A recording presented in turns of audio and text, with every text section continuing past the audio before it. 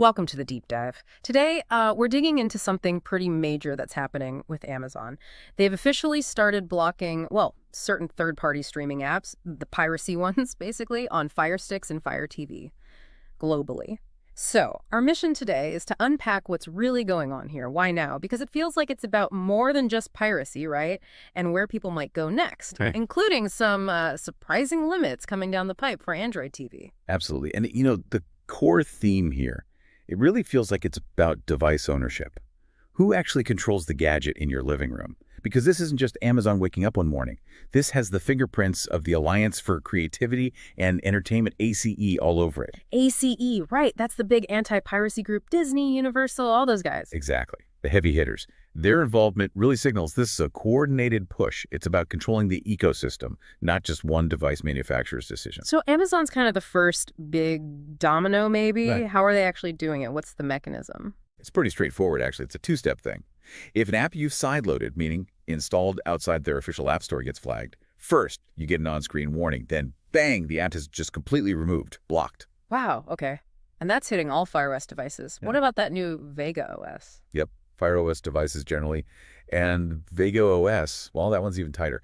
They already killed sideloading entirely on Vega, didn't they? And even pulled legitimate VPN apps from their store. Right. Super restrictive. It is. But you have to look at the timing, too, Why now? Well, think about the average user. Streaming bills are getting crazy high. You need, 5 different subscriptions just to watch your shows. It's fragmented. It's expensive. So people get fed up. Exactly. And that frustration pushes people towards these cheaper, unauthorized options, which in turn makes the content creators, like the ACE members, demand these kinds of platform lockdowns from Amazon, Google, etc. It's a cycle. Okay, so if Amazon is tightening the screws, where are people turning now? I keep hearing about Android TV and Google TV boxes being the sort of refuge. They offer that true app freedom, right?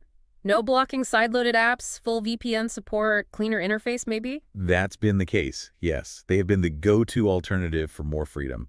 But here's the catch, and it's a big one. That openness. It looks temporary. Oh, what's changing? Google's bringing in a new requirement. They're planning to make all developers verify their identity, even if your app is just sideloaded, never even submitted to the Play Store. All developers? Wow. When's this happening? They're testing it this year, apparently, with a full global rollout planned through 2027. So it's coming. Okay, so let's connect the dots. Google's official reason is security, malware risk from sideloaded apps. That's the official line. Yeah, security. Yeah. And sure, there is malware out there, but let's be realistic. This identity verification, it gives Google a perfect, justifiable way to block apps they don't like, not just the obvious illegal streaming ones like, say, Cinema HD. But also things that mess with their business model. Precisely.